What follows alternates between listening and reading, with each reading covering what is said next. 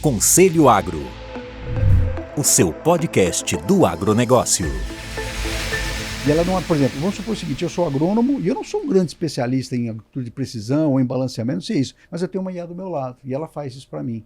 Então eu consigo levar uma pessoa de habilidades não tão avançadas para ela entregar, fazer tarefas complexas. Fala pessoal, tudo bem? Nós da AgroAdvance sabemos que desenvolver habilidades de liderança, gestão e estratégia é fundamental para se destacar nesse setor tão desafiador. É por isso que estamos aqui para apresentar os nossos verdadeiros MBAs Agro. Nos nossos programas, você irá aprender com profissionais renomados, grandes líderes das empresas que estão moldando o futuro da agricultura. Queremos que você aprenda com os melhores para se tornar o melhor. E para que você conheça um pouco do que oferecemos, estamos disponibilizando uma aula gratuita através da nossa Agroteca. Basta escanear o QR Code na tela ou clicar no link disponível na descrição do vídeo. Não perca essa oportunidade de dar um passo à frente na sua carreira no agronegócio. Junte-se a nós e descubra como os nossos MBAs podem impulsionar o seu sucesso. E agora, fiquem com um novo episódio do Conselho Agro, repleto de insights valiosos e informações essenciais para todos os profissionais do campo. Está sensacional.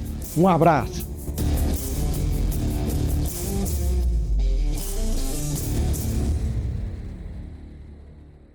Olá pessoal, sejam todos muito bem-vindos novamente. Mais um episódio do nosso Conselho Agro, o podcast da AgroAdvance, que eu e o meu sócio Chico, co-host aqui com a gente sempre busca, a intenção aqui nossa no podcast é trazer de uma forma bem simplificada, né, muito do que a gente discute nos conselhos das companhias, né, para quem normalmente não está lá, não é parte do conselho, quem está na ponta trabalhando no agro, consiga entender, né, muito do que a gente discute lá numa forma muito simplificada.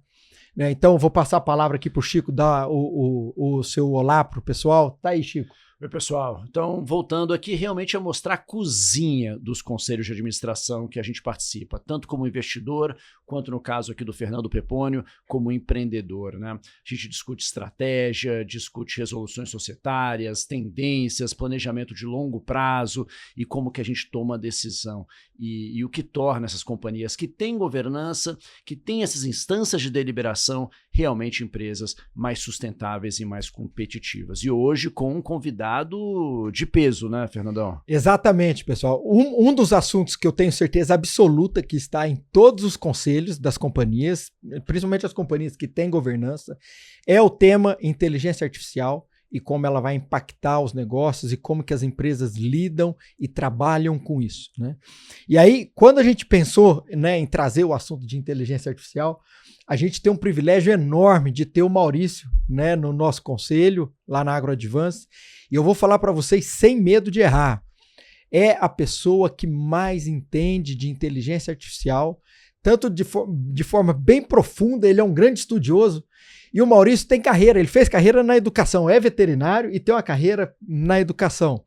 Então ele faz o papel dele muito bem com inteligência artificial. Eu estou pré-apresentando você aqui, Maurício, depois eu vou te passar a palavra. Porque ele estuda profundamente inteligência artificial, esse tema. O Chico, ele tem se aprofundado, ele leva isso lá para a gente na AgroAdvance. E aí o que ele faz? Ele gosta de estudar, ele entende muito bem e depois ele traz de uma maneira muito simples, simplificada, aplicada, como que isso vai impactar as empresas e como as empresas podem lidar com isso. Então, Maurício, seja muito bem-vindo. Está aqui a palavra, eu te passo para você dar o seu olá para os nossos ouvintes, né? Você dizer um pouco da sua trajetória, né, desde que você começou aí, né, e como que você chegou até aqui e o que te habilita aqui a falar de inteligência artificial para o pessoal, né? Tá aí contigo a palavra. Olá, tudo bem? Muito obrigado. Agradeço o convite aí, é um prazer participar aí desse podcast e é um tema realmente muito estimulante, né, vamos dizer assim. Eu tenho sido convidado para muitos eventos, tenho feito palestra quase toda semana. Eu diria o seguinte, eu sempre fui de fazer muita palestra, mas de 2 anos para cá, desde que começou esse tema de ChatGPT, é quase toda semana, 1, 2 gravações, podcast, muita coisa no LinkedIn também que eu faço, então tem sido um momento muito, muito bacana, né? E como você falou, né, eu sou médico veterinário de formação, o pessoal fala, pô, mas médico veterinário mexendo com tecnologia, o que tem a ver uma coisa, né? E você sabe que eu comecei, eu sou de uma família de engenheiros, e o pessoal gosta muito de matemática, e na minha infância, a gente sempre cresci nesse ambiente. E quando eu estava na faculdade, já estava formado, você sabe que o veterinário não gosta muito de fazer conta, em geral, né? E aí eles me procuravam para eu fazer estatística das teses. Análise de variância, desvio padrão, esse tipo de coisa. E eu fazia esses cálculos na mão, porque não tinha computador naquela época. E aí um dia o pessoal da Escola de Engenharia da USP, que é a Poli, chegou lá e falou que tinham comprado um mainframe, que não era microcomputador ainda, e eu até perguntei, falei, essa máquina faz um negócio super complicado chamado desvio padrão? Ele falou, faz sim, tal. Foi aí que eu entrei e nunca mais saí na área de tecnologia, tô desde então. Ah, que legal, Maurício. E aí, eu quero já te fazer uma pergunta, e a gente já conversou sobre isso, sobre inteligência artificial. A gente falou sobre etapas. Eu lembro que você estava me explicando. Imagina o Maurício, com o conhecimento dele, pega um ignorante igual eu, para explicar as etapas, né? Na época nós dividimos em 4 fases, né? Da AI, desde que começou, onde nós estamos e para onde vai. E eu queria te fazer essa pergunta, né? Para que as pessoas pudessem ouvir. De onde ela saiu, onde nós estamos e para onde vai caminhar a inteligência artificial? Olha, você vê, como eu falei, eu tô há muito tempo na área de tecnologia. Eu me considero uma pessoa privilegiada porque eu vi tudo. Eu vi chegar os microcomputadores, eu vi chegar o Windows, eu vi chegar a internet, e eu estive no meio disso o tempo todo. E eu não tenho nenhuma dúvida que o que nós estamos passando agora é mais do que tudo que eu já vi. Isso eu não tenho nenhuma dúvida. Né? De tudo que eu já presenciei esses anos, são quase 40 anos, e eu escrevo código, quer dizer, não é só que eu faço aplicações, eu vou lá no detalhe mesmo. Então, assim, nós estamos numa onda que começou com o ChatGPT, na verdade começou 10 anos antes. Eu até posso contar um pouquinho mais como é que começou antes, mas basicamente é um novo tipo de IA, porque a inteligência artificial existe há muito tempo, todo mundo sabe disso aí. Você pega aquele filme lá do Spielberg, de inteligência artificial, aquele filme de 2001, né? Então já existe há muito tempo. Mas a IA generativa, ela trouxe a IA para um novo padrão, para um novo patamar, né? E hoje se usa a expressão IA para se fazer uma referência, talvez, ao ChatGPT. Como é que você usa a IA e tal? Mas isso são os assistentes pessoais. Aquilo que você tem na sua máquina, que você faz um prompt lá, tira uma dúvida, ele faz um cálculo, faz uma coisa lá, tal, né? Isso é só... Estão arranhando a superfície com os assistentes pessoais, né? Então nós temos aquela IA antiga, que é a do machine learning, que a gente faz modelos preditivos, faz cálculos, assiste mais tempo. Depois a gente tem essa fase aí, que é a fase da IA dos assistentes pessoais, né?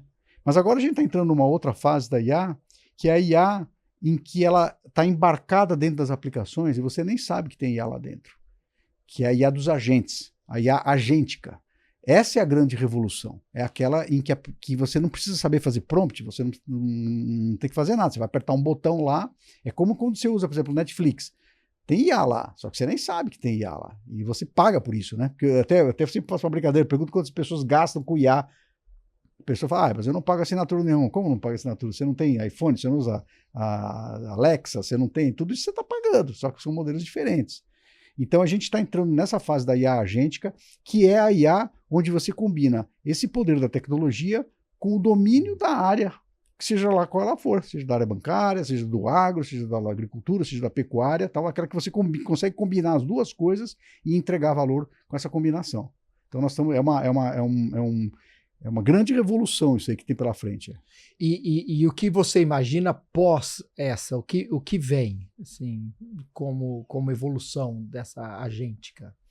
Não, assim, nós vamos passar para uma fase agora, assim, você vê o seguinte, os assistentes pessoais avançaram muito rápido, a adoção, todo mundo adotou, todo mundo aprendeu a usar. Isso todo mundo usa. Aí se discute, se vai usar o Gemini, se vai usar o ChatGPT, se vai usar Aí tem todas as IA chinesas, a gente pode falar um pouco sobre elas também, se vocês quiserem, né? Então usam. Agora o que acontece é o seguinte, quando você vai para a IA agêntica, você precisa ter um conhecimento qualquer. Então vamos supor o seguinte, você tem lá um planejamento de um talhão ali, que você tem uma série de regras que você tem que usar. Essa regra está na mão, está na cabeça de agrônomos, está na cabeça do produtor, tem uma série de conhecimentos.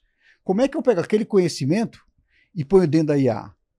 Isso não é fácil. Isso absolutamente não é fácil. E não é um problema de tecnologia. É um problema de você pegar, fazer aquilo ali. Porque, por exemplo, quando você faz um prompt, você executa, ele não ficou bom, você vai e executa de novo. Aí você muda uma coisa, então é meio tentativa e erro. A programação de software tradicional não é tentativa e erro. Você faz um software, ele tem que rodar, ele não pode dar pau. Se ele dá pau, você corrige o erro. Mas os prompts não, é tentativa e erro. Então você não pode ter uma pessoa que entende lá da lavoura e tem que pedir para um cara de TI fazer uma coisa, aí volta para o cara da lavoura e volta, e vai naquele vai e volta, vai e volta, vai e volta, é muito improdutivo. Então, por isso que essa parte está avançando mais lentamente, porque isso é a combinação desses dois elementos. Quem consegue combinar esses dois elementos, e como é que você consegue fazer isso? Você precisa que a pessoa tenha conhecimento, no caso de lavoura, ou seja, do banco, ou seja, do petróleo, ou seja, seja do que for, saiba um pouco de programação e saiba um pouco de tecnologia, para ela não depender do pessoal de TI. Maurício, para explicar para o Fernando, que é mais leigo, né? O que é a extensão do LLM, do GPT tradicional, que é o agente? Ou seja, é o LLM com muita informação aplicada e uma interface? O que é exatamente um agente? É assim, olha, o agente, ele toma decisões e depende, você tem a possibilidade de conectar coisas nele. Você pode, por exemplo, fazer um agente que vai no SAP e faz uma ordem de serviço, ou emite uma nota fiscal, é o agente que está fazendo, não é uma pessoa. O ChatGPT não faz isso. O ChatGPT você conversa com ele é um assistente. O agente não, o agente você empodera ele. Agente é uma abstração, na verdade ele é um fragmento do software. É isso que ele é. São um conjunto de funções dentro de um software e a gente chama aquilo de agente para ficar mais fácil de entender. Mas essencialmente o que é? Quando você bate no LLM e na saída daquilo ele vai fazer alguma coisa. E essa coisa podem ser várias coisas. Inclusive bater em outro agente. Ou seja, o prompt do agente seguinte é feito pelo agente anterior. Então é a gente falando com a gente. É IA falando com IA.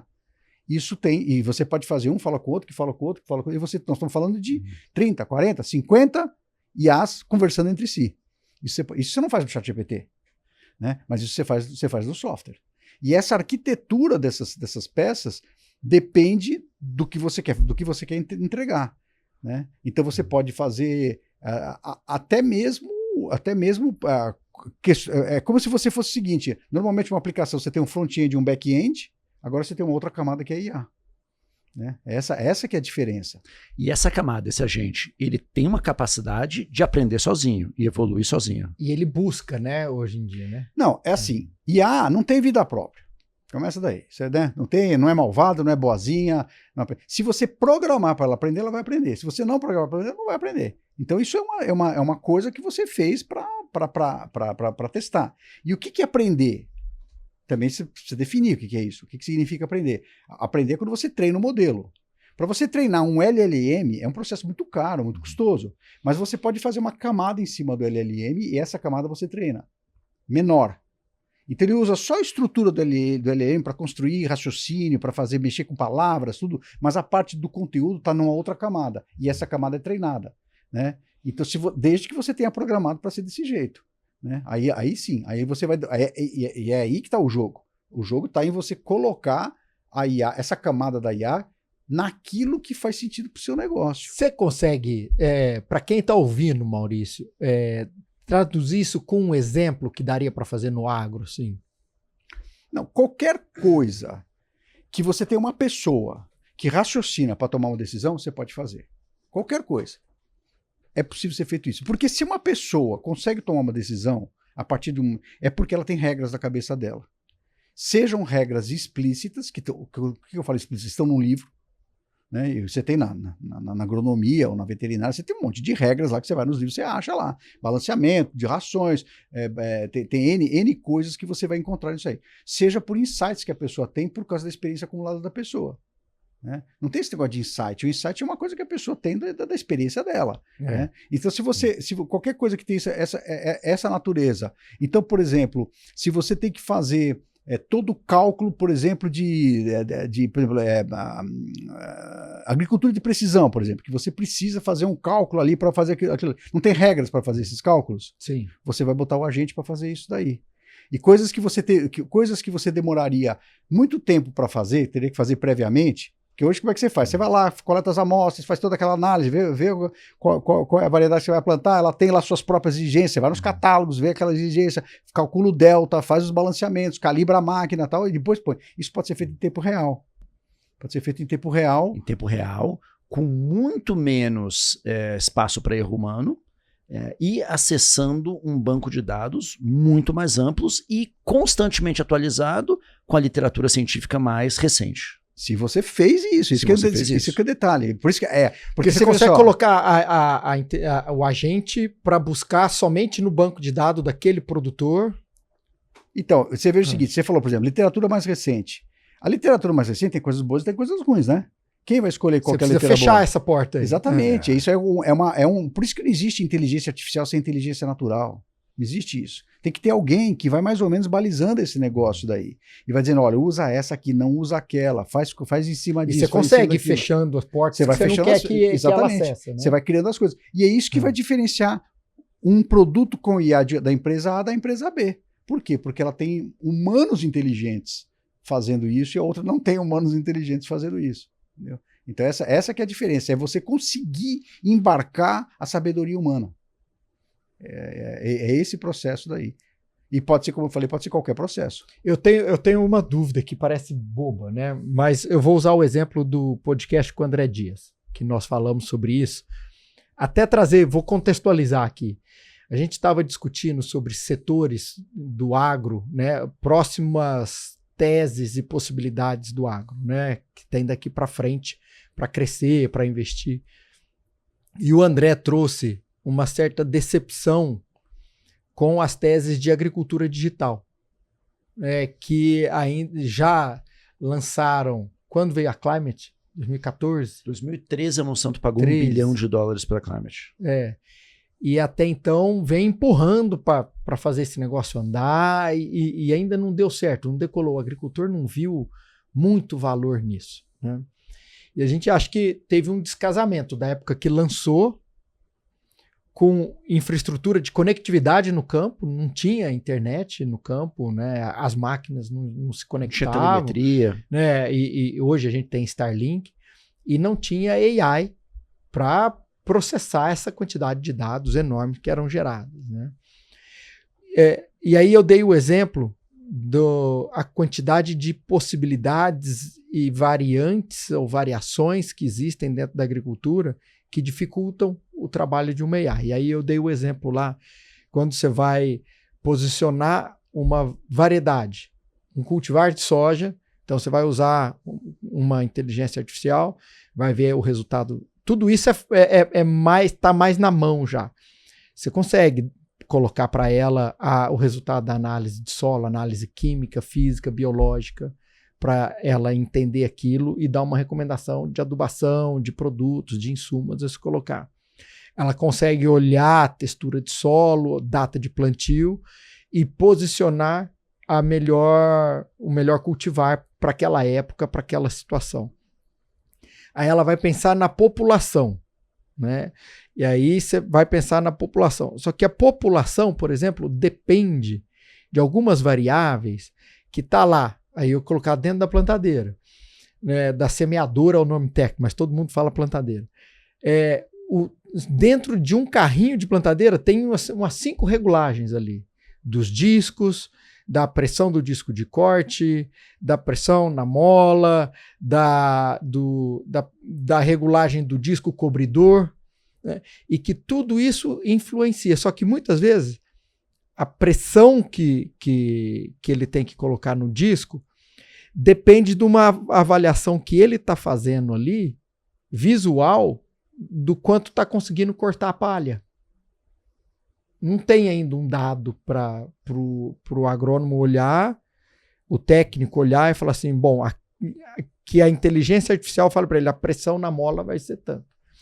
Ou ele vai ver o revolvimento e falar, pô, preciso regular melhor o cobridor para a palha ficar mais assentadinha. Isso ainda é tudo visual, ele olhando ali no campo. Como que supre isso? E só um parênteses, Fernando. A gente está vendo isso acontecer numa velocidade muito rápida, que talvez esteja fora do nosso radar aqui no Brasil, porque está concentrado nos Estados Unidos, com os carros autônomos, né? A gente vê uma competição de Uber, Waymo e mais umas 3 ou 4 empresas nos Estados Unidos já fazendo rollout em mais de 10, 15 cidades americanas, carros autônomos, modelo de táxi, Uber, etc. Ou seja, a regulação americana agora no governo Trump vai acelerar muito, né? E é um problema muito parecido, porque no final do dia é um problema de sensoriamento para você poder fazer o diagnóstico. E eu imagino que a complexidade de você ter um carro rodando no ambiente urbano nervoso, uma cidade grande, com vários carros, erro humano, etc., seja maior até do que essa complexidade que você citou. O que você acha, Maurício? Olha, assim, eu vou colocar 2 experiências minhas, né? Assim, como eu falei para vocês, eu tô nessa área há muitos anos e eu fui um dos primeiros que fez software para pecuária no Brasil, né, para gestão de pecuária. E eu ia nas fazendas, nas feiras agropecuárias, eu tinha uma parceria com uma empresa de balança de pesar gado, né? E que ela foi uma das pioneiras que trouxe a balança eletrônica. Tinha balança de braço, tinha balança eletrônica. E naquela época começou a lançar aquele tal do microchip que você botava ali e tinha um tag. E eu fiz toda a aplicação que lia o microchip, lia o sinal da balança, fiz a interface para conversar com o computador e jogava aquilo. Então você ia pesando o gado assim, ó. Ia passando lá, pegava o peso, porque antes disso você tem aquele braço, pega aquele negócio e tal, lê a orelha dele, pega, né, esfrega lá para ver se a tatuagem tá lá, não sei o que e tal. E isso daí. Muitos simplesmente não queriam usar, porque não queria. Falar, não, eu não confio nisso daí. Isso era um problema da época. Então existe um descompasso da tecnologia, muitas vezes, em determinados setores, né? Porque a pessoa simplesmente não queria aceitar. E tinha um outro problema também, que era o custo, que era óbvio. Por quê? Porque a mão de obra, pelo menos naquela época, era muito barata. Então não fazia sentido ter que investir em brincos eletrônicos, fazer tudo aquilo, a balança eletrônica era mais cara. E para fazer uma coisa que ele conseguia lá, pagando uma pessoa, pagando pouco, como pagava naquela época lá. Esse cenário mudou para hoje. Então existe uma questão realmente de um descompasso. Agora, por outro lado, eu acho que a agricultura tem uma coisa que outras áreas não têm. Eu diria agricultura enquanto indústria, porque a agricultura mesmo, não digo a agroindústria, eu digo a lavoura mesmo, ela é uma indústria. Exato. Ela é uma indústria. Então, que é a questão dos sensores. Né? E outros segmentos não tem isso daí. Quando você pega, por exemplo, eu quero usar IA no marketing, eu quero usar o IA em recursos humanos, eu quero usar IA em finanças. Você vai usar APIs para conectar bancos, para trazer informação. A indústria, não, você tem um parque você tem um festival de dados. Um festival de dados para você coletar de todo tipo. Todas as grandezas. Tem pressão, tem temperatura, tem vibração, e é isso sem falar no que nós chamamos de visão computacional. Visão computacional é uma outra área gigantesca da IA, que é tudo que envolve visão, né? Então, assim, o impacto disso na agricultura, para mim, vai ser muito grande por causa da disponibilidade. Só linkando, de repente, sim, então, a visão computacional ver que está revolvendo muito o solo, tá virando a palha, ela pode já colocar pressão no disco cobridor. Vou dar só um exemplo para vocês. Vocês já viram falar de sensoramento remoto por satélite? Uhum. A precisão, como a resolução está diminuindo. Nós já estamos falando em 6 centímetros de resolução de sensoramento de satélite. Significa que se você sai na rua, tem um satélite que passa por cima que você não fez opt-in, né? Porque é diferente quando você faz uma coisa, concorda, você abre o Gmail lá, concorda, lá está escrito, eu vou dar meus dados, eu vou fazer isso, pode. Você nem lê e faz opt-in. No satélite não, ele está passando lá, ele está pegando os dados. E ele pega infravermelho e ultravioleta também. O que significa ele pegar infravermelho e ultravioleta? Significa que aquela imagem não é gerada. Ela não está pegando aquela imagem para alguém olhar aquela imagem. Ele está pegando os bytes para uma IA olhar. Porque é impossível um ser humano olhar aquilo ali, né? Em cima de padrões. Então, e a visão computacional, ela aumenta em todas as áreas. E uma área importante que ela aumenta são as bibliotecas que estão disponíveis para os programadores. Maurício, se eu quiser fazer já um programinha que faz reconhecimento facial, eu baixo uma biblioteca gratuita com 5 linhas de Python, já dá para fazer isso. Eu vou fazer, ele reconhece depois eu tiro foto de todo mundo, faço um banco, ele compara uma com a outra e diz se é fulano, se não é. Então, isso está cada vez mais fácil. Isso há 3 anos, há 5 anos, era muito mais difícil. Né? Então, assim, a visão computacional, ela vai trazer coisas assim, incríveis. Agora, você vai treinar esse modelo, porque, como eu falei, alguém treinou um modelo de reconhecimento de face, fez o open source e deixou para as pessoas. Agora, grau vamos dizer, de manuseio da terra, daquele solo, Alguém tem que fazer isso aí, né? Alguém vai ter que fazer esse modelo. E vai ser um cara de TI? Não vai ser um cara de TI. Vai ser um cara do campo, vai ser um agrônomo, vai ser, né? Por isso que tem uma avenida de oportunidades. Mas aqui uma dúvida, Maurício, porque esse manuseio do solo, esse teste do solo, isso já tem uma literatura científica e criada por agrônomos, né, várias gerações, várias gerações, testado, muito atualizado. Ele não consegue buscar, o agente ou a plataforma, buscar essa literatura disponível e aplicar? Ele precisa ser treinado para isso? Não, ele vai pegar a literatura, vai construir um agente, lembrando que agente é uma abstração de um conjunto de códigos e de programa, é um pedaço do software. Vai construir aquele software, vai aplicar e ele vai dizer se ficou bom ou não ficou bom. Dizer se ficou bom ou se não ficou bom é treinar. É isso que é treinar. É você fazer uma coisa e dizer se aquilo ficou bom. Quem tem condição de dizer se esse modelo de Python ficou bom? Quem é que vai dizer que ficou bom ou não ficou bom? O cara tem que saber, tem que conhecer a área para dizer que ficou bom. É isso que eu digo, que o que impede para avançar mais rápido é a disponibilidade dessas pessoas. Nessa linha, Maurício, a percepção que eu tenho é que o trabalho manual braçal, ele talvez seja mais preservado, né, do que o trabalho intelectual. Então, por exemplo, vamos falar de agricultura de precisão. O trabalho do agrônomo de fazer a coleta do solo e fazer o envio dessa coleta para o laboratório, o manuseio dessa coleta, o processamento dela, é muito difícil você disruptar pelo menos essa primeira geração. Mas o processamento, a recomendação e a aplicação disso no campo para fazer a correção de solo com taxa variada, me parece ser uma parte que o trabalho mais intelectual do agrônomo hoje, de fazer os cálculos e fazer a recomendação, entregar essa recomendação, me parece uma coisa muito facilmente substituída e melhorada e otimizada por um agente. Esse seu comentário é muito importante. Ele é muito importante por quê? Porque você veja o seguinte, tudo que envolve hardware, braços, motores, servomotores, freios, sensores, isso é mais complicado um pouquinho avançar tão rápido, tem custos, tem uma manutenção, tal. Então, se você vai fazer um robô que vai lá e fura e tira, tal, ele vai ter que, ele caiu, tem que ter estabilidade, tudo isso daí é mais difícil de ser feito. É diferente de você chegar num código e fazer um código.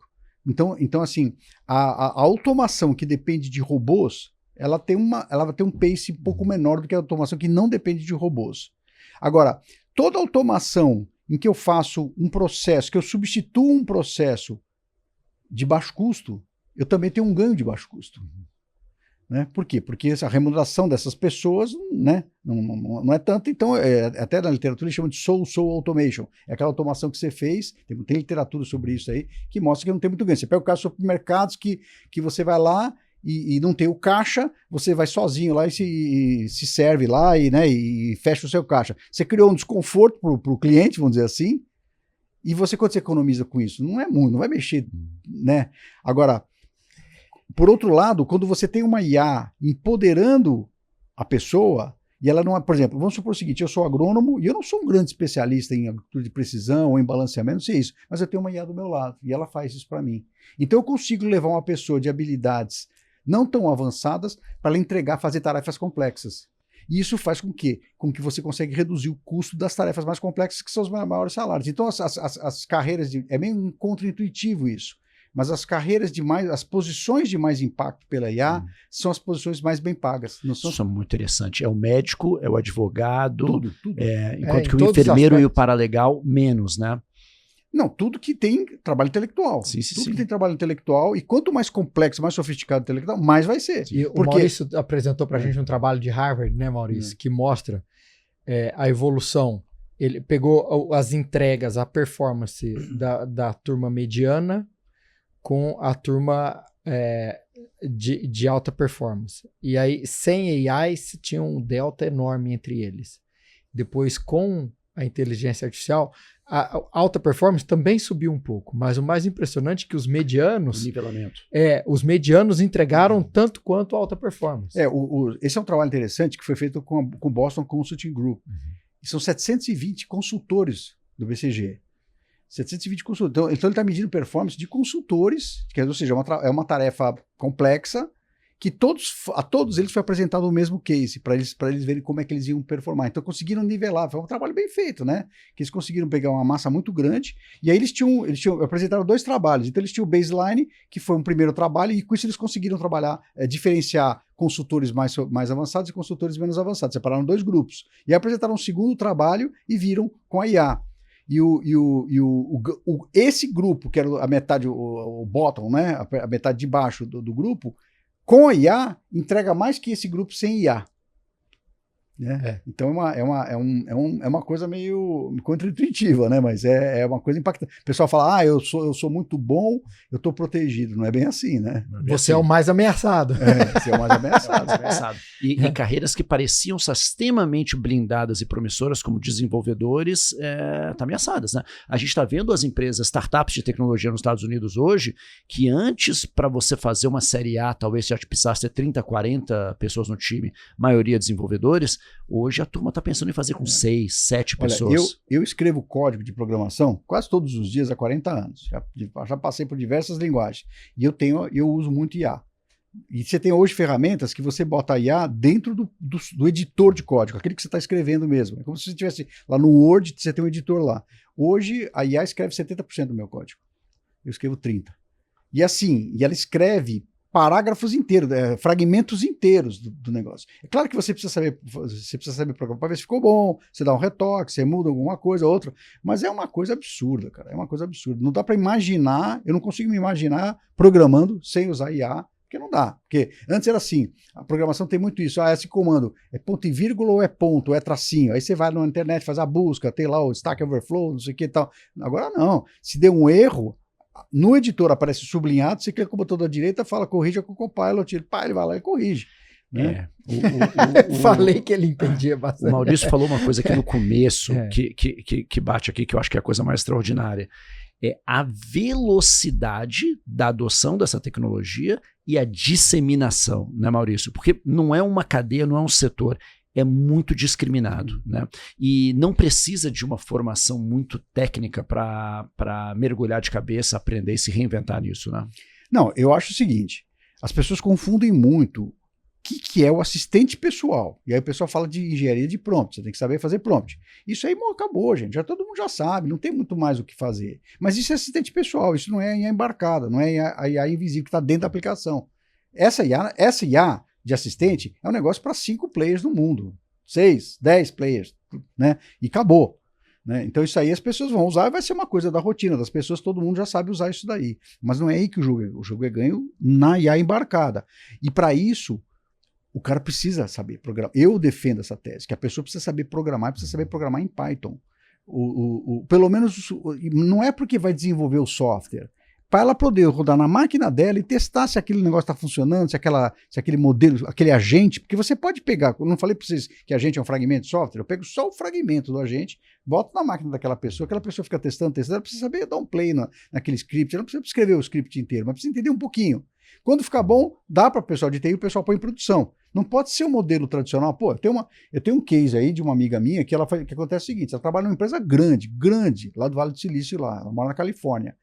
E eles estão desenvolvendo lá um sistema que tem uma IA embarcada, que ela aperta um botão e ele escreve um determinado documento que ela tinha que escrever sempre. Então ela está refinando o prompt com o pessoal. Ela fala, não ficou muito bom o prompt, precisa mudar aqui. Aí o PMO, né, o Project Manager da Califórnia, analisa, ela abre um work request, aí o PMO analisa aquilo lá, se ficou bom, ele manda para a Índia, que tem os desenvolvedores põem no backlog, aí uma vez por semana eles fazem a reunião de priorização do backlog, decidem qual que vai entrar no sprint, qual que não entra no sprint, porra, não dá, né? Não dá para fazer desse jeito. Aí depois leva 3, 4 dias para implementar aquilo, aí ela quer mudar de novo, ela já nem pede mais, né? Então é esse o problema é esse, como é que as empresas vão vencer, e quanto maior a empresa, pior isso. Porque burocracia, silos, disputas e toda aquela questão cultural e tal. E é uma outra lógica, porque é uma lógica de tecnologia distribuída. Aí você não tem um departamento de tecnologia, você tem que distribuir aquilo para poder tirar valor, para deixar cada um na sua área conseguir fazer o seu agente. Então, a adoção em massa da IA não é um problema de tecnologia, é um problema de gente. Espetacular. Vamos pensar estruturalmente, Maurício. Não tem como negar que a gente vai ter uma destruição de empregos, por um lado, né? Como toda destruição criativa, schumpeteriana, normal, né? E a expectativa, se a gente olha todas as outras grandes revoluções tecnológicas, é que você cria uma quantidade enorme de empregos mais especializados, mais valorizados, mais técnicos, né? E assim que você tem um progresso. Como é que você vê isso acontecendo? Porque aqui o que amedronta é a velocidade do negócio, né? Tem muita gente escrevendo sobre isso, muita gente escrevendo, porque você tem uma questão seguinte, vamos imaginar que a IA cause 50% de desemprego no mundo. Quebrou a economia, né? Não dá. Como é que elas vão comprar as coisas, né? Como é que vai fazer e tal? Então, você precisa que as pessoas tenham emprego para que aquela coisa continue girando. Então, o que se coloca, que a gente lê na literatura, eles estão falando o seguinte, se você pegar o que você deu exemplo da Revolução Industrial, ela acabou com uma série de empregos, mas criou outros empregos, posições na indústria. Então você tem assim, sai aquilo, entra aquilo. Um exemplo que tem disso, por exemplo, você pega o caso do Uber, por exemplo. Antes, um taxista, ele tinha, quem é mais antigo aqui, lembra que o pessoal usava um negócio chamado guia, né, para localizar as ruas, assim. E os taxistas eram bons, tinha os caras que tinham guia na cabeça, ele fazia tudo. Então era difícil ser taxista, porque ou você tinha que ter o guia. O GPS acabou com isso. O GPS baixou a barreira de entrada, qualquer um pode ser taxista e complicou a vida dos taxistas, mas por outro lado abriu um monte de emprego para novos. Então, esse é um tipo de raciocínio. A questão é o delta, né? Como é que é o do balanço? E a segunda coisa é o seguinte: se eu chego, por exemplo, eu consigo pegar uma empresa que tem um determinado processo e eu implanto e eu consigo aumentar a produtividade dela. Então, em vez dela entregar 10, ela entrega 30. Com aquele mesmo pessoal lá. Então ela não ampliou. Então eu consegui. A fatia dele tá menor, mas o peso da fatia é o mesmo, né?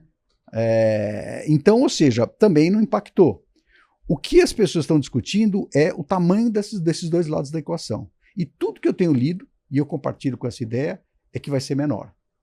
Que você não vai conseguir gerar empregos ou gerar oportunidades na mesma velocidade, no mesmo tamanho que você vai tirar. E é um problema engraçado que um estudo que outra escola até concorre com a gente aqui, às vezes, né?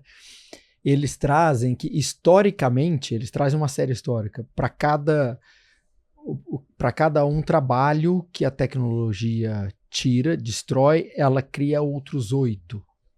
Né? O que você acabou de trazer não é tão assim, tá vendo que vai mais destruir do que criar, pelo menos num primeiro momento. E num segundo momento, e num terceiro. Quais as oportunidades, quais os trabalhos que, na sua visão, vão ser criados pela inteligência artificial? Assim, eu não acho que vão surgir profissões assim, engenheiro de prompt, esse tipo de coisa. Isso eu não acho que vai... Talvez algo que não está no nosso radar. Não, o que eu acho que vai acontecer é o seguinte. Não óbvio. Nós vamos ter 3 categorias de profissionais. Categorias não de situação dos profissionais. Você tem os que eu chamo dos displaced, que são os que vão perder emprego. Você vai ter um monte de gente dessa categoria. A grande discussão é o que faz com esse pessoal. Como é que a gente faz esse pessoal e que a economia continua girando? Isso é uma outra discussão. Eu posso até falar o que a literatura tem falado sobre isso. O segundo segmento são os augmented, que são os caras empoderados pela IA. São aqueles que vão conseguir usar IA e tirar, sabe, você vai ter um monte de gente, vai apertando o botão, ele vai apertar um botão e já vai sair aquela coisa, ou ele não vai nem ver nada, ele vai chegar numa máquina dessa que você falou lá, que tem lá as 5 molas que ele tem que regular, ele não vai fazer nada, ele nem vai saber que aquele que tem uma câmera filmando aquele negócio, pegando aquele sensor, subiu para o negócio, voltou, regulou sozinho, tal, calibrou, tal, ele simplesmente vai ter que posicionar as coisas lá e vai dar o botão, e apertar o botão do play. Esses são os profissionais que vão ser. E esses vão ser médicos, engenheiros, advogados, agrônomos, todos os tipos, vão continuar existindo. Eu acho que esses profissionais vão continuar existindo. Só que as habilidades que essas pessoas têm que ter vão ser outras, porque talvez eles não vão ter que ser tão especialistas, porque eles vão estar cercadas de bots, e isso, e não tenho dúvida que isso vai acontecer. Todo mundo vai ter um monte de ferramenta de IA por volta. Segunda categoria. A terceira categoria que eu chamo de builders. São os que vão construir os botões, que vão fazer isso daí, porque isso tem que ser feito. E isso não é fácil fazer. Então o que acontece? É como se a gente estivesse começando uma corrida agora para construir os botões. Por isso que eu falo que nós estamos na melhor oportunidade da história da humanidade, que é uma corrida de quem sair na frente, quem vencer essas idiosincrasias das empresas, essas questões culturais, o modelo de desenvolvimento, que conseguir pegar um agrônomo, ensinar Python para ele aprender, pegar um médico, pegar um enfermeiro, pegar todo esse pessoal, para que esse pessoal sejam builders. Né? E isso daí, e esses builders, nossa, isso aí vão voar. Né? Então nós temos três categorias. Né? O que é a sua recomendação para quem hoje está num risco de ser disruptado e quer virar um augmented ou até virar um builders? O augmented ele vai apertar botão, né? Você não precisa aprender muita coisa, porque vai ter um botão para ele apertar o botão. Ou nem vai apertar, né? É o builder. O builder, eu acho que ele tem que aprender a programar. Python. Aprender Python um pouquinho, porque ele começa a jogar numa outra liga. Tem muita ferramenta low code que você arrasta, tal. Assim, não é que eu não acho bom. É que nem assim, sei lá, você vai comer um macarrão instantâneo lá, um miojo lá, é bom, não é? Mas é aquilo.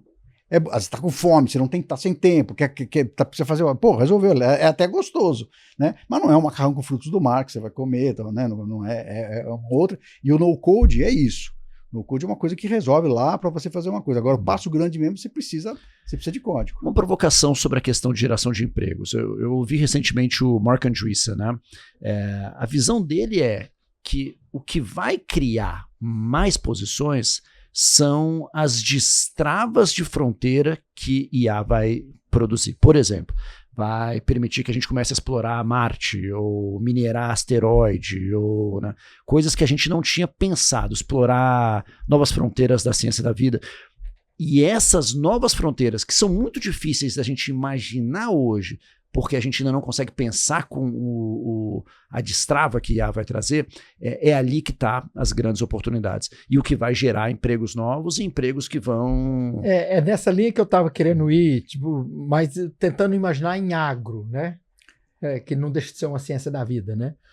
O que será que vem que a gente sequer passa na nossa cabeça, que está no nosso radar? Assim, eu acho que é legal a gente pensar assim, nós estamos falando aqui de 5 anos, 10 anos, 30 anos, 50 anos, faz muita diferença isso, né? E o que era 20 anos, 10 anos atrás, agora tem que ser pensado em 5, né? Porque a Então, velocidade das coisas acelerou. É isso que eu estou dizendo. Nos próximos 5 anos eu não vejo acontecendo nada disso. O que você está falando? Nada. Não vejo acontecendo nada disso. Eu acho que... E é nesses 5 anos que eu costumo dizer, tem muito dinheiro na mesa nesses próximos 5 anos. Para os builders. E quando eu falo builders, são pessoas builders, são empresas builders, né? Então tem muito dinheiro na mesa. Então eu acho que é uma grande oportunidade. Agora, quando você fala 50 anos, assim, a gente pode fazer uma série de especulações, de suposições, mas, né? Mas é difícil, né? Assim, tem tanta possibilidade. Assim, o que eu tenho certeza que vai acontecer é o seguinte: vai ser tudo IA, vai ser tudo bot, vai ser tudo robô, eu não tenho a menor dúvida disso. A gente pode imaginar, eu acho que é possível que aconteça, que a gente vai chegar numa sociedade em que não vai ter ninguém na lavoura. Não vai ter ninguém. Não vai ter ninguém lá. As pessoas não vão estar lá na lavoura, elas vão estar em outro lugar, não vai ter ninguém nas indústrias. Eu acho que vai acontecer isso em 50 anos, não em 5. Né? Não vai ter ninguém lá, vai ter tudo máquinas, sensores. Acho que em 50 anos a gente chega nisso. Vai chegar nisso aí. Isso aí eu acho que sim. Eu acho que nas indústrias, né? E eu colocando a agricultura como mais uma indústria. Porque você pensa bem o seguinte: consolidação de propriedades, que é uma tendência. E você tem grandes máquinas. As empresas que produzem máquinas têm um enorme incentivo para fazer um negócio desse, tem um enorme incentivo. E elas estão botando dinheiro nisso aí também. Então, vai ser tudo máquina, vai ser, né, e sensores, tal, medindo as coisas, né? Eu mesmo participo de negócio, você sabe disso, de negócio que trabalha com sensores, e eu vejo esse movimento. As indústrias não vai ter ninguém, né? Dentro da indústria, vai estar fora da indústria. A indústria vai estar operando em algum lugar do mundo que a gente não sabe qual é. Claro, tem uma questão geopolítica aí que a gente precisa ver como é que resolve essa história, que é outro capítulo isso daí. Mas tirando essa questão geopolítica, a indústria vai estar num lugar X e as pessoas que trabalham vão estar espalhadas no mundo. Eu sei, né, que então. já tem gente testando operador de máquina, como acontece na mineração, né? Aquelas máquinas enormes, ele não está dirigindo ali, Na ele está mineração, na exploração profunda de petróleo. Hoje o cara já tem gente operando 4 tratores. Mas não vai ser nem joystick. Vai ser IA fazendo sozinho. Maurício, uma pergunta. Eu tendo a ser um entusiasta e um first mover, né, em várias tecnologias como investidor. E na minha indústria de venture capital tem uma frase que é first mover, first loser, né? O custo do pioneirismo, né? E quando a gente olha as grandes tendências tecnológicas, internet começando lá em 93, 94, depois cripto, né? Na última geração, você também tem muita destruição de valor investido na turma que entra primeiro e passa por uma fase dos Ds, né? Que eventualmente é uma decepção e depois bomba. Você acha que a gente entrou num ciclo diferente? Essa atual safra, vamos dizer, a primeira safra, a segunda safra de empresas já vai ser porrada? Porque a gente está vendo o capex do investimento das grandes empresas, né, comprando chip NVIDIA e tal, e tem muito questionamento se isso é racional ou se não. Se aquele vai ter muito elefante branco de capacidade de processamento. Você acha que não? Que esse negócio é linear, que não vai ter um dip depois aqui? Não vai voltar. Não vai voltar. Isso eu posso apostar qualquer um aqui. Não vai voltar para trás. O que tem é o seguinte, tem duas ligas. Essa liga, se você se refere, é uma liga, como eu te falei, de 10 players, no máximo. Né? São empresas gigantes que vão disputar os LLMs, os servidores disso, tal. E isso daí tem uma briga lá. Agora que a China trouxe uma possibilidade de fazer isso muito mais barato. Eu tenho usado os modelos chineses. E procede? Tal. É muito mais barato mesmo? É 3%. Não, pelo menos que eles estão cobrando da gente, dos desenvolvedores. Né? Agora, alguns alegam que ele está falseando esse número e tal. Isso, né? Essa pergunta. Não sei, é difícil, como é que a gente vai dizer, né? Mas eu vou te falar, pelo que eu estudei, pelo que eu li, existe um respeito muito grande pelos cientistas do Vale do Silício, pelos cientistas da DeepSeek, que a turma é séria, que a turma tem um histórico, muitos deles voltaram para a China. Né? Se for metade, já é muita coisa, entendeu? Eles estão falando que é 3%, mas se for 20%, se for 10%, se for 15%, se for 30%, é muita coisa, né? Agora, isso é uma coisa. Agora, eu não estou falando disso daí, eu estou falando do seguinte, eu estou falando de você pegar essa tecnologia e usar no negócio. Essa daí, ela vai capilarizar. Quer ver? Eu vou dar um exemplo só para vocês terem uma ideia, né? Vocês concordam que tudo era no papel antigamente? Tudo era no papel. Sim. Né? E anos 80. Nós estamos falando de um negócio não tão antigo assim, vamos dizer assim. Como é que aquilo virou pro meio digital? Como é que foi feito esse processo? As pessoas digitaram, né? Foi na mão. Sim. Não foi um negócio que bateu um raio lá e virou tudo digital.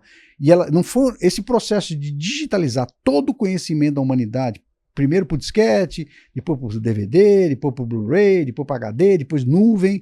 Esse processo não foi um processo organizado, foi uma coisa orgânica que as pessoas foram fazendo. Em 20 anos mudou do físico para o digital. É uma coisa que as pessoas não se dão conta. Houve um esforço da humanidade para digitalizar todo o conhecimento.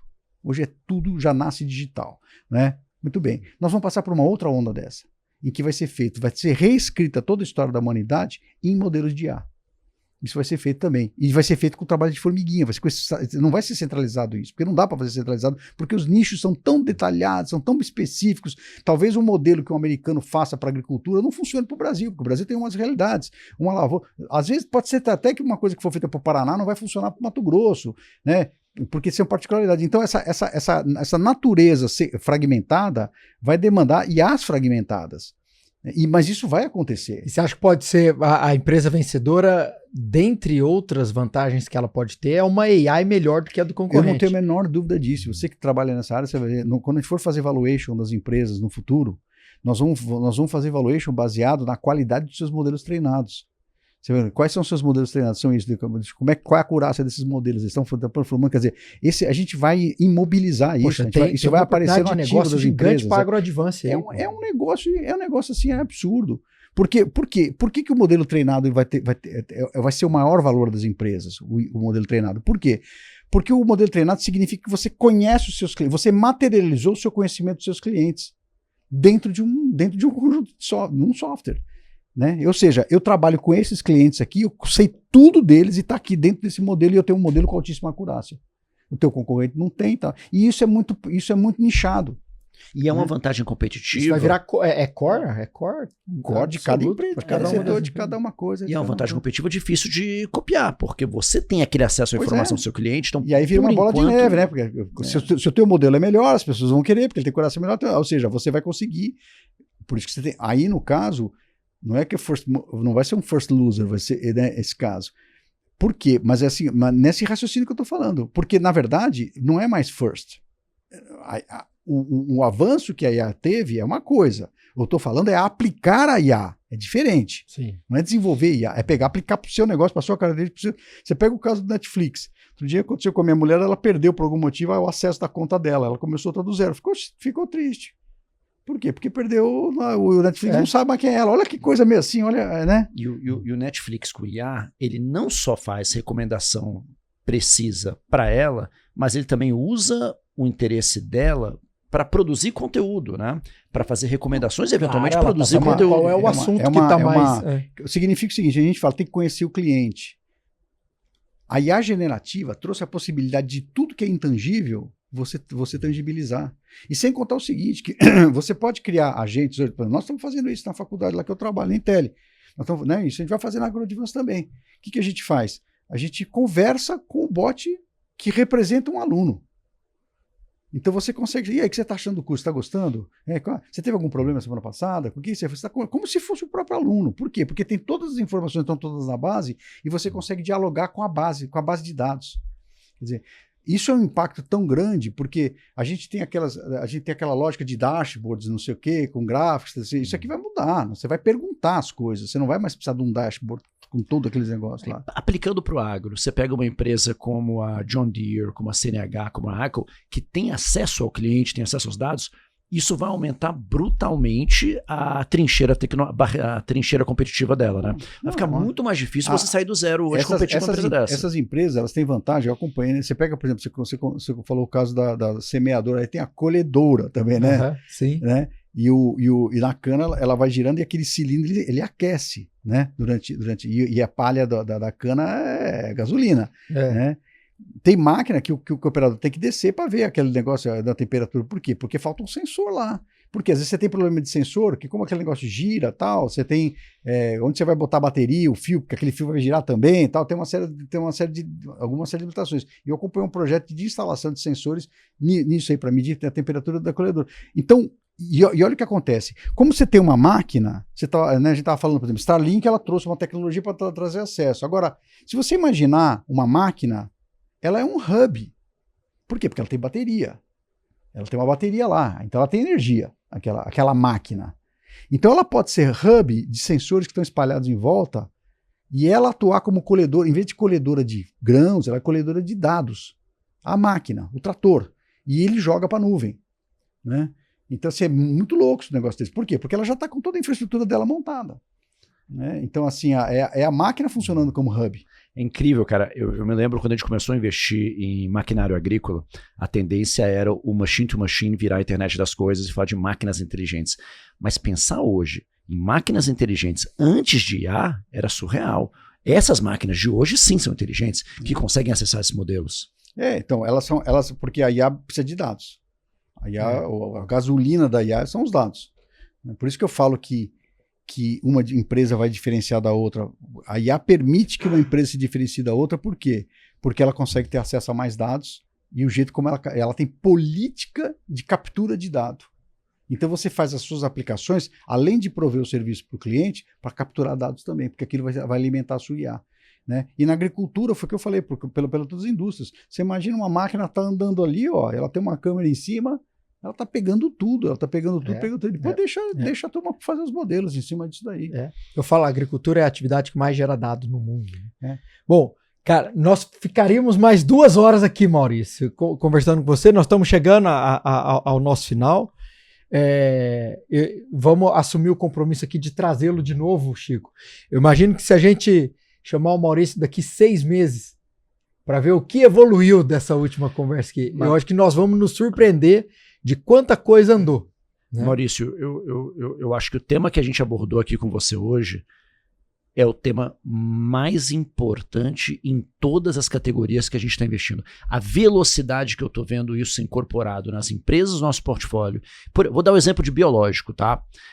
Até 2, 3 anos atrás, era muito raro alguma empresa de insumo biológico aqui no Brasil bater na nossa porta pedindo dinheiro e ter um bioinformata no headcount, no payroll.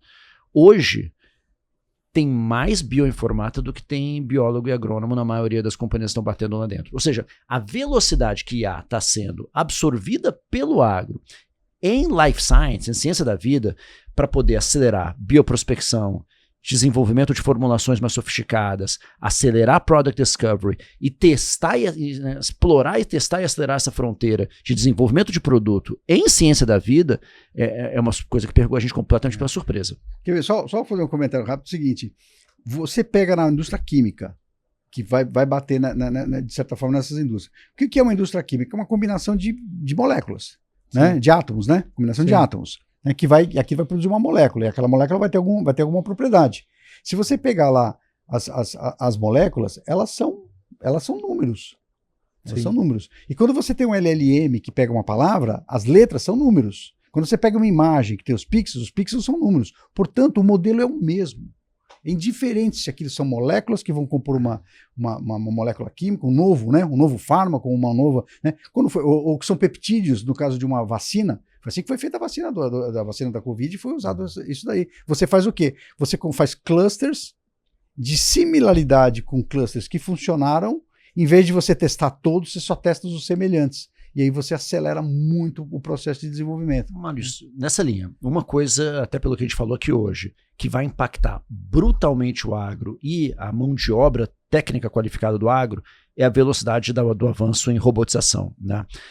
A gente tem visto que a China está se despontando para liderar isso, né? Ela já dominou e equiparou em smartphone, liderou e hoje tem um domínio absoluto em drone. Hoje provavelmente está na frente em carro elétrico, né? Essa já robotização avançando, e a próxima seria robotização, né?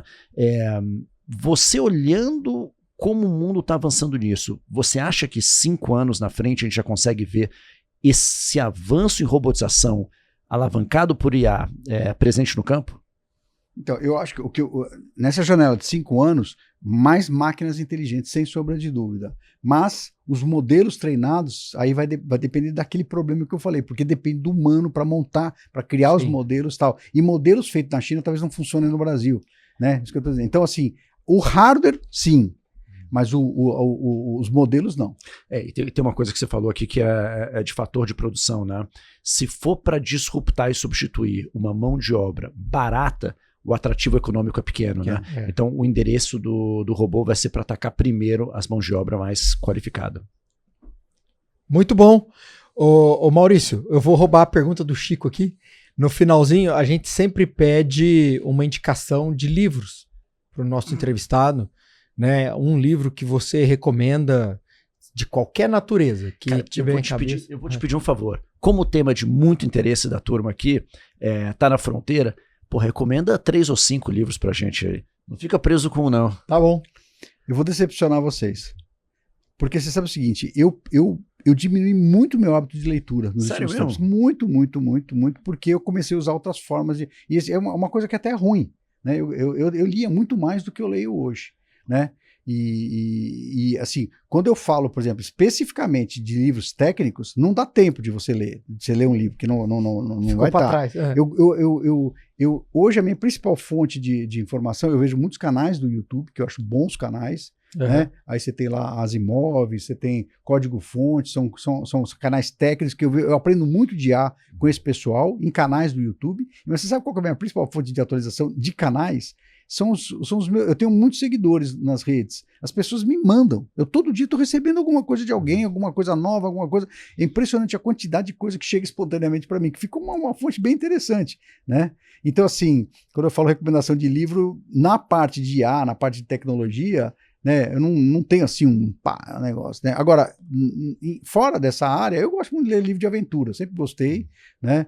E se eu for recomendar livros que me marcaram, tal, tem um livro muito bom que chama O Rio da Dúvida, né? Não sei se vocês já viram esse livro. É um livro que conta a história quando o Theodore Roosevelt veio para o Brasil fazer uma expedição na Amazônia, que ele quis conhecer a Amazônia, e foi junto com o Rondon. Os dois fizeram essa expedição. Então conta a história dessa expedição, do Rondon com o Roosevelt. O Theodore Roosevelt, não Franklin, né? E é muito bacana, do início do século. E pegando a veia que você falou aqui dos vídeos do YouTube e tal, e pegando a sua formação, liderança dentro da área de educação, Maurício, o que você recomenda para a turma aqui pensando na iminência dessas transformações para aumentar ou viabilizar um lifelong journey, né? Um lifelong learning journey, né? Da turma conseguir manter um ritmo de aprendizado contínuo no decorrer da carreira, da vida, e conseguir estar mais imune a essas mudanças que devem estar acontecendo. Olha, eu vi até uma conversa que vocês estavam tendo aqui, assim, de dedicar tempo para fazer uma atividade física, né? E precisa de disciplina para isso, né? Você precisa ter disciplina, tá? Eu gosto de fazer atividade física também e tal, então a gente tem que ter. Agora, existe uma disciplina que é a disciplina de estudar, né? E as pessoas talvez às vezes não gostam de estudar. Né? E você não pode aprender se você já acha que você já sabe. Você não consegue aprender, né? Então, esse passo para trás de você assumir sua ignorância e querer aprender, isso faz toda a diferença. Olha, eu tenho 64 anos de idade. Eu, ano passado, estava no MIT estudando, sentado na cadeira lá, professor, não sei o quê, tal, né? Eu fiz o meu MBA com 50 anos, né? Então, assim, apesar de eu ter tido meu doutorado lá com a veterinária lá atrás, né? É muito mais antigo, mas não dá para parar de estudar. Eu falo isso, a admiração que eu tenho por você, o quanto você gosta de estudar e de fundo nas coisas mais novas que tem. Então, e aí passa a ter um hábito. Você tem que parar e dedicar algum tempinho seu para você estudar e sair da sua zona de conforto, daquilo que você já sabe, quero aprender uma coisa nova, fazer uma coisa diferente. Espetacular. Gente, bom demais. Maurício, como eu disse, ficaríamos mais 2 horas aqui. Muito obrigado. Isso aí. Né? Vamos voltar aqui daqui 6 meses. Compromisso assumido aqui para ver o que evoluiu. Muito bom. Bom? Obrigado. Um abraço, gente. Obrigado.